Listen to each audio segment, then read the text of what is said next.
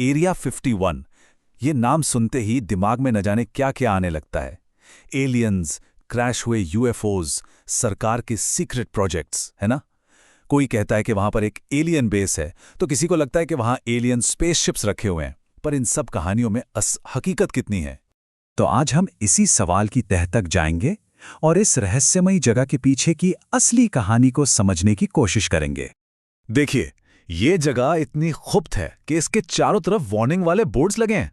Security इतनी जबरदस्त है कि कहा जाता है कि अगर कोई जबरदस्ती अंदर घुसने की कोशिश भी करे तो अंजाम बहुत बुरा हो सकता है, यहां तक कि जान भी जा सकती है।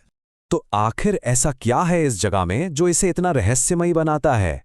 चलिए, इन मिथकों की दुनिया में जाने से पहले एक नजर डालते हैं कि आधिकारिक तौर पर इसके बारे में क्या जानकारी है। तो ऑफिशियली एरिया 51 एक बहुत ही सीक्रेट अमेरिकी एयरफोर्स का मिलिट्री बेस है। ये रेगिस्तान के बिल्कुल बीच में है और यहाँ आम लोगों का आना जाना सख्ती से मना है। लेकिन सवाल तो यही है कि आखिर यहाँ होता क्या है? और बस यहीं से शुरू होता है एलियंस और यूएफओज का वो सिलसिला जिसने एरिया 51 को पूरी दुनिया में इतना मशहूर कर दिया। इन कहानियों को सबसे ज्यादा हवा दी बॉब लिजार्ड जैसे लोगों ने। 1980s के दशक में इन्होंने दावा किया कि उन्हें वहां एलियन टेक्नोलॉजी को समझने, मतलब उसे रिवर्स इंजीनियर करने के लिए हायर किया गया था। बाद में जब जांच हुई तो उनके दावों में कोई दम नहीं निकला, पर तब तक ये कहानी पूरी दुनिया में आग की तरह फैल चुकी थी। इन कहानियों का असर इतना गहरा था कि 2019 में एक मजाक में बनाया गया फेसबुक इवेंट एक असली घटना बन गया। लाखों लोगों ने ऑनलाइन कह दिया कि वो एरिया 51 पर धावा बोलेंगे। मामला इतना बढ़ गया कि अमेरिकी सरकार को चेतावनी तक जारी करनी पड़ी। खैर, आखिर में ये सब एक म्यूजिक फेस्टिवल में तब्दील हो गया और उसकी थीम भी जाहिर है एलियंस ही थी। तो हमारे सामने ना दो बिल्कुल अलग अलग कहानियां हैं। एक तरफ एलियंस और उड़न तश्तरियों की दुनिया है और दूसरी तरफ एक ऐसी हकीकत जो कोल्ड वॉर यानी शीत युद्ध के धुंध में कहीं छिपी हुई है। एरिया 51 के असली राज को समझने के लिए हमें इतिहास में थोड़ा पीछे जाना होगा, उस दौर में जब अमेरिका और सोवियत संघ के बीच तनाव अपने चरम पर था। हुआ ये कि जब सोवियत संघ ने 1949 में अपना पहला परमाणु बम टेस्ट किया तो अमेरिका को इसकी कानो कान खबर तक नहीं लगी। वो पूरी तरह से हैरान रह गए। तब उन्हें एहसास हुआ कि दुश्मन पर नजर रखने के लिए उन्हें एक नई और बहुत ही गुप्त टेक्नोलॉजी की जरूरत है और इस काम के लिए उन्हें एक बहुत ही सीक्रेट जगह चाहिए थी। जानी मानी पत्रकार एनी जैकबसन अपनी किताब में यही बताती हैं कि एरिया 51 की गोपनीयता का कारण एलियंस नहीं थे। असली वजह थी यहां चल रहे गुप्त विमानों और हथियारों के प्रोजेक्ट्स। ये वो जगह थी जहां अमेरिका अपने सबसे बड़े सीक्रेट्स पर काम कर रहा था। तो सवाल ये उठता है कि अगर यहां एलियन नहीं थे तो फिर वो क्या था जिसे लोग आसमान में देखते थे और यूएफओ समझ लेते थे?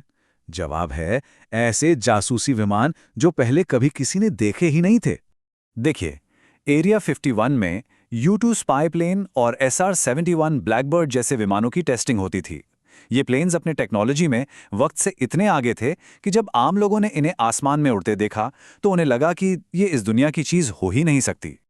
और अब आती है कहानी की सबसे चौंकाने वाली बात। CIA ने इन अफवाहों को रोकने की जगह उन्हें और हवा दी। क्यों?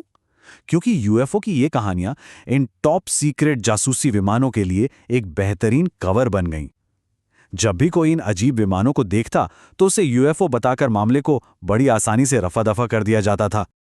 लेकिन एक सवाल अब भी बाकी है। सच सामने आने के बाद भी एरिया 51 से जुड़ा एलियन का मिथक आज भी इतना मजबूत क्यों है?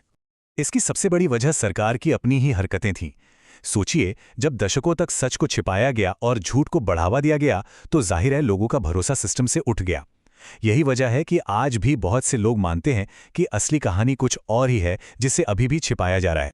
और इस मिथक की कीमत आज भी चुकानी पड़ रही है।